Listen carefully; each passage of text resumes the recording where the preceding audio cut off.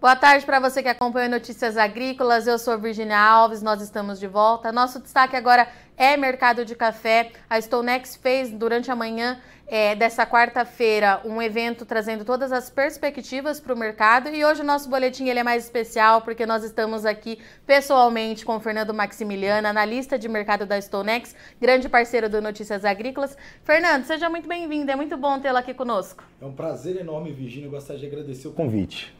Vamos lá então, Fernanda. A gente teve um ano aí de 2021 bastante conturbado para o mercado de café, aconteceram muitas coisas e desde o ano passado a gente vem conversando e você já afirmava, né, que chegaríamos a 2022 com as mesmas perguntas e alguma delas até sem respostas, inclusive para o mercado. Mas para a gente começar o nosso bate-papo, vamos relembrar o que aconteceu? Variação no mercado para o café arábica, principalmente, ela foi bastante expressiva. O que vocês falaram hoje no evento pela manhã? Bom, a gente viu que em 2021 foi uma loucura, né, para o mercado de café. A gente viu geada, seca, isso começou na realidade, essa história já começou no segundo semestre de 2020, quando a gente teve aquele momento do Laninha, que atrasou as chuvas, isso afetou florada. Aí a gente entrou nesse ano, que já é um ano de bienalidade negativa, produção já esperava-se, né, uma menor produção, e esse contexto piorou ainda com o clima seco e quente no início do semestre. E aí, com uma produção menor, a gente tem geada na zona do café, e aí a gente tem toda essa dinâmica. E o preço, Nova York avançou quase 80% do café arábica, Londres avançou 72%. Então foi realmente um avanço impressionante, sem contar o mercado doméstico, né, Virginia? E, Fernando, fazendo esse apanhado de tudo que aconteceu, teve tudo isso e no segundo semestre a gente teve má distribuição de chuva que continuou e pode ser que traga aí algum problema para a safra 2022, pegamento de florada. É isso mesmo? É um cenário que está preocupando? A gente sabe que a estimativa da Stonex não saiu ainda, mas como é que você tem avaliado aí com os contatos que você tem?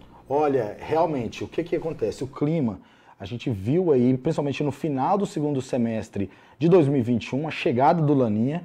E claro, a gente já estava vindo de um semestre com um clima muito seco. Quando a gente avalia os mapas de anomalia de chuva, o clima não foi adequado, principalmente no primeiro semestre, na região sul de Minas, na região do Cerrado Mineiro. E aí a gente entra no segundo semestre, no final do segundo semestre, com Laninha já, atrasou a chegada da chuva, similar com o que a gente viu em 2020, afetou em algumas regiões florada, e claro, isso lavouras que já estavam sofrendo com o problema, que já sofreram com o problema da geada, né? E diante de tudo isso, como é que a gente chega para 2022? Mercado bastante, como você disse, maluco nesse começo de ano, subiu bastante hoje, até a última hora que eu olhei estava subindo mais de 400 pontos, e há algum tempo você vinha afirmando para a gente uma condição de cenário com fundamentos sólidos para valorização. Como é que a gente entra? A gente está numa fase importante de desenvolvimento da lavoura, como é que você avalia esse primeiro trimestre, pelo menos para 2022? Com certeza, é importante a gente enfatizar isso, Virginia. O mercado de café é um dos mercados mais complexos de se analisar, então realmente não dá para afirmar o que vai acontecer no longo prazo. O que a gente tem que tentar avaliar são os fundamentos e as tendências que estão ligadas no mercado. Então a gente inicia 2022, né, com esse momento em que a produção brasileira, o Brasil é o maior produtor de café, então a gente tem que sempre estar de olho. Está no período, finalizando o período de expansão dos frutos, entrando no período de enchimento dos frutos. Clima agora é crítico. E a gente até observou, houve o retorno das chuvas em outubro, mas novembro e dezembro, algumas regiões tiveram volumes abaixo da média. Então a gente tem que ficar alerta com isso e ainda estamos sob o efeito do Laninha até o final do verão. Além disso, a gente tem vários outros fatores que ainda trazem um sentimento um pouco mais positivo, Virginia. E, Fernando, o clima ele é crítico, ele continua, e vamos lembrar que, se eu não me engano, no ano passado choveu bem em janeiro e o problema começou depois, né? Houve um volume de chuva bom em janeiro, algumas regiões até mesmo acima da média, e aí realmente fevereiro, março, abril, a situação ficou complicada. Então esse ano a gente tem que ficar de olho porque nós ainda estamos sob efeito de Laninha, bem parecido com o que aconteceu. Exatamente. Tá, e deixa eu te perguntar uma coisa, você falou isso inclusive na sua apresentação hoje da Stonex, que é um mercado muito complexo de se analisar, e que a gente tem até uma certa falta de transparência com os números do mercado em relação à produção. Eu acredito que isso não se aplica apenas ao Brasil, mas por que a gente tem essa complexidade e um mercado que apesar de ter fundamentos tão sólidos para a valorização como é o cenário atual, a gente vê uma montanha-russa nos preços. Realmente, o mercado de café é um dos mais voláteis, né? Então, ele depende de, claro, a gente não pode esquecer, né, Virginia, dos fatores que são extrínsecos ao mercado de café. Então, tem fatores que não estão ligados ao café, câmbio, por exemplo, e que trazem volatilidade. Isso é natural no mercado, mas realmente existe um problema no mercado de café que é a falta de transparência. Vou dar um exemplo para você. Se a gente pegar a estimativa da Conab, que saiu recentemente, 55,7 milhões. E se a gente pegar a maior estimativa do mercado, da indústria, né, que vai além de 66 milhões. Tem indústria falando isso, tem empresas falando isso. Então, se a gente pegar maior para menor, nós estamos falando de uma variação de quase 11 milhões de sacas. Ou seja, com essa diferença a gente pode sair de um excedente para um déficit muito fácil. Então, é realmente difícil. E um outro aspecto importante foi a divulgação dos dados do USDA. Em junho, o USDA havia divulgado a sua expectativa para o balanço de oferta e demanda global. Naquele momento, eles estavam esperando, colocando, né, um balanço mais equilibrado. Se não me falha a memória, era um déficit bem pequeno, 0,6 milhões. Mas em dezembro, eles alteraram a estimativa deles e colocaram um excedente de 2,6. E o mercado agora, ele não acredita o mercado agora está acreditando em um déficit para esse ano, safra 21-22. Ou seja, e um outro aspecto importante é que mesmo colocando um excedente, eles calculam que os estoques vão cair mais de 6 milhões. Não faz muito sentido. Mas é isso, realmente falta muita transparência. E quando a gente fala numa diferença de 11 milhões de saca, Fernanda, a gente está falando quase de uma exportação toda da Colômbia, por exemplo. Exato, quase a produção da Colômbia. Um pouquinho mais. Colômbia acho que está estimando produzir esse ano 13,5 milhões, Exatamente. se eu não me engano. É um número que mexe bastante. Como é que será que fica a cabeça de quem está lá em Nova York? Realmente, e o operador que está lá em Nova York, ele não está aqui, né, sentindo a realidade do campo. Ele tem que se basear nas informações que chegam para ele, que vem desses vários canais aí. Mas é realmente por esse motivo que a gente tem tanta variação e é tão difícil antecipar, é tão difícil estudar os fundamentos do mercado de café. E a gente sabe que daqui para frente várias consultorias soltam as estimativas, a Stonex deve soltar em breve, até te pergunto quando que a gente vai ter esses números, então a gente pode esperar que pelo menos até início da fase de colheita, ali maio, junho, é um mercado com bastante volatilidade, apesar dos fundamentos firmes, Fernando? Volatilidade a gente sempre vai ter, mas os fundamentos são mais positivos. Claro que isso tudo vai depender dos números de safra que vão vir, né? Isso vai compor o sentimento do mercado, então isso vai compor o que é a expectativa do mercado. Então se a gente vê muito número falando em estimativas maiores ou recuperação das lavouras, isso tende a ser mais baixista. Mas o sentimento geral do mercado é que realmente houve um impacto muito severo nas lavouras e que a produção realmente vai ser aquém do que deveria ser, né? Tá, e vamos virar um pouquinho a chavinha para o segundo semestre. A gente sabe que é mais difícil fazer essa projeção no longo prazo, mas eu estou te perguntando isso por quê? Porque a gente vai ter a colheita, a gente tem que ver como é que tudo isso vai acontecer e tem problema logístico que continua no radar e os especialistas no setor falam que pelo menos lá, só no segundo semestre, a gente deve ter alguma melhora. Primeira coisa que eu queria te perguntar, conclusão do ano civil de acordo com os dados do Secafé, 40,4 milhões de sacas embarcadas. Esse número ficou dentro do que era esperado? Como é que você avaliou esse último relatório? E esses problemas logísticos, se eles continuam dando peso para os preços também? Então, só antes de seguir nessa pergunta, eu queria só fazer um adendo na questão da estimativa. Um recado para o pessoal, a Stonex vai divulgar o relatório com as estimativas de safra na primeira quinzena de fevereiro. Então, se vocês quiserem acompanhar isso aí, entre no nosso site, mercadosagricolas.com.br, ou no nosso Instagram, que é @mercadosagricolas. Mas seguindo na sua pergunta, realmente, o problema logístico ele não é só do Brasil, ele é um problema global, tem afetado vários países produtores. E o que a gente viu agora, que é o primeiro semestre do ano safra 21-22, né? Até dezembro. Já era esperado uma exportação menor, isso é natural, é um ano de penalidade negativa, é um ano com a produção menor, mas realmente o Brasil deixou de exportar muito. O Secafé até estima que deixaram de ser exportadas 3 milhões de sacas. E esse problema deve persistir. Então esse é mais um pilar que traz um sentimento mais positivo para o mercado. Claro, se esse cenário se reverter, a gente vê uma resolução disso, isso traz um tom mais baixista, mas não existe nenhuma perspectiva dentro de um prazo médio aí disso se resolver. Era isso que eu ia te perguntar. 3 milhões de sacas é bastante coisa. E a hora que isso se resolver, né? Num cenário mais otimista que seja mesmo no segundo semestre de 2022, isso deve voltar a movimentar a bolsa. Então, o restabelecimento dessa questão da logística traz um tom baixista, sem sombra de dúvida, porque, e não é só o Brasil, né, Virginia? O Brasil deixou de exportar, mas também tem outros países que sofreram muito. O Vietnã sofreu muito ano passado, até houve uma melhora em dezembro nos números de exportação, mas, de qualquer forma, a recuperação desse contexto traria, claro, facilitaria a chegada desse café no mercado consumidor. Isso sim tem um tom mais baixista.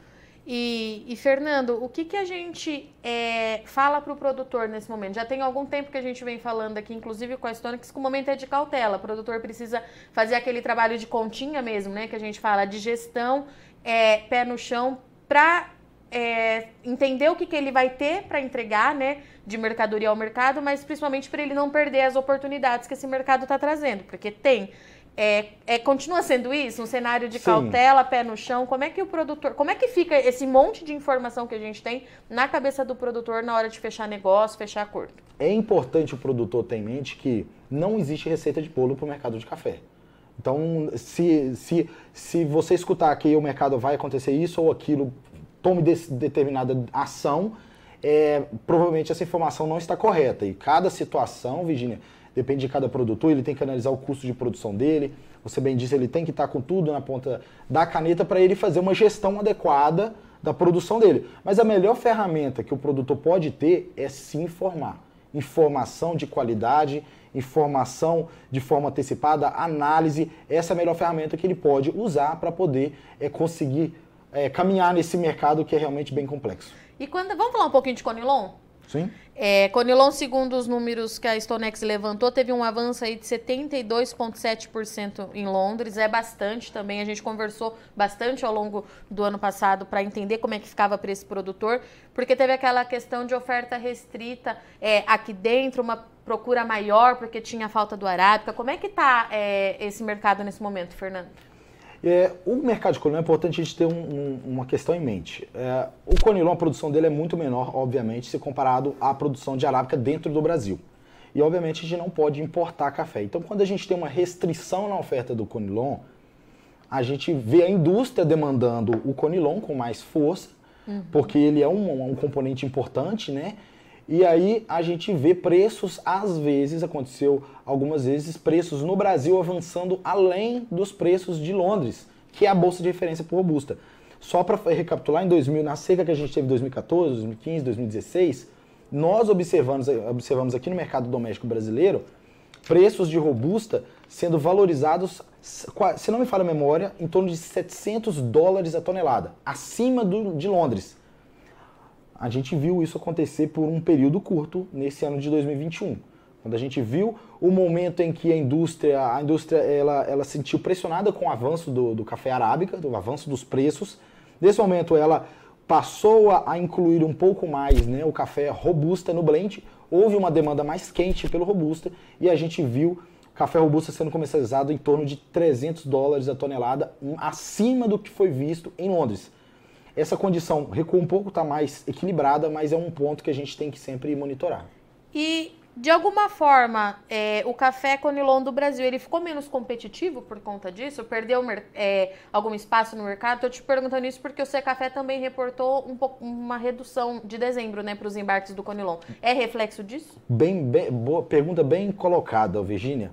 Veja bem, em 2016, 2015, quando a gente teve esse momento dos diferenciais, ou seja, o preço no mercado doméstico estar acima dos preços em Londres, nossas exportações eram zero, quase zero naquele momento, porque não faz sentido, obviamente, para uma empresa brasileira vender o café lá fora se lá fora estão pagando menos. E claro, não faz sentido para quem está lá fora comprar o café brasileiro se aqui está mais caro do que no Vietnã. Então esse é um cenário que realmente é natural. Se a gente vê uma tendência de manutenção desses diferenciais nesse patamar, ou seja, o preço no mercado doméstico brasileiro continuar mais caro do que Londres, existe a tendência de recuo, sim, nas exportações.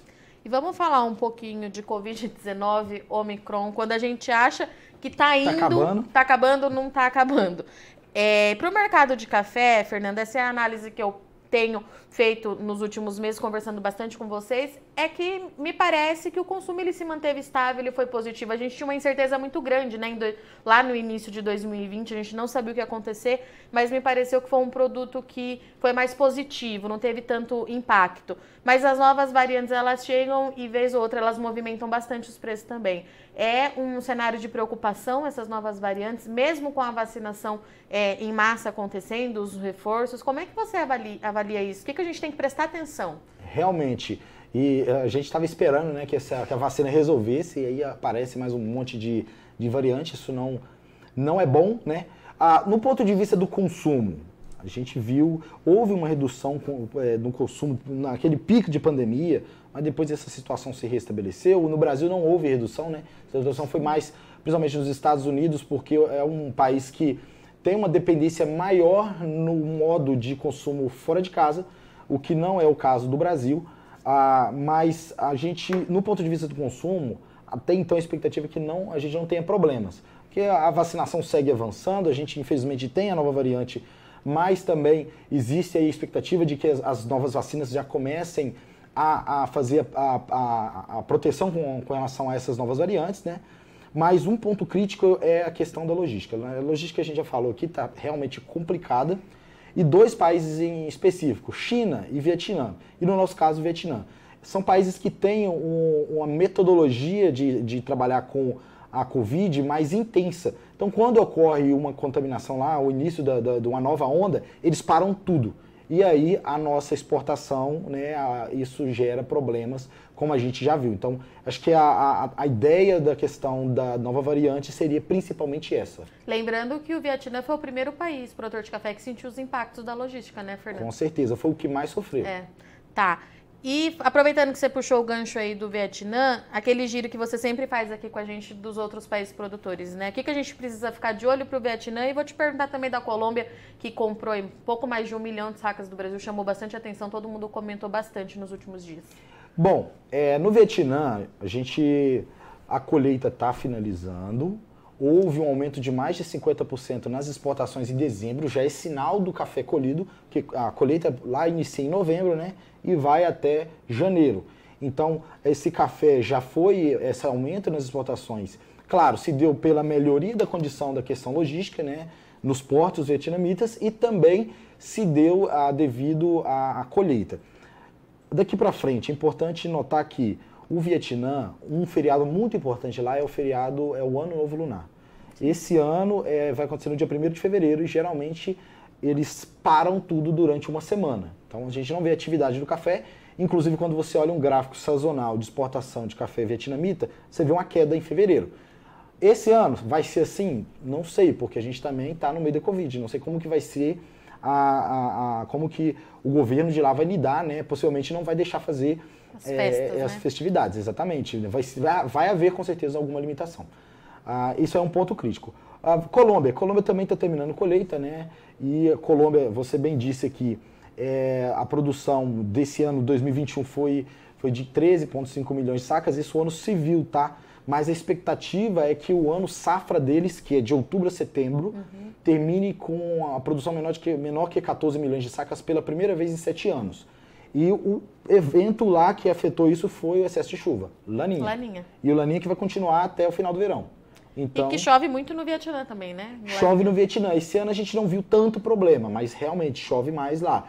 Mas o que mais sofreu nesse contexto todo foi a Colômbia. Ou seja, a gente continua com logística e clima ditando o ritmo daqui para frente. Exatamente, exatamente. Inclusive, é importante a gente comentar que logo daqui a algumas semanas, alguns meses, a gente vai iniciar a florada da colheita principal na Colômbia, e a gente está com Laninha.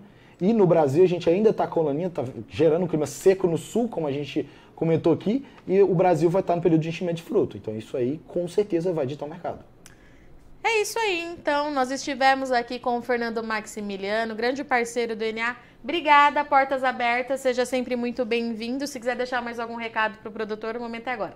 Não, eu que agradeço. Eu só queria enfatizar a importância, né, do produtor, dele se informar, dele buscar uma orientação. Então, se vocês quiserem entender melhor, entra lá no nosso site.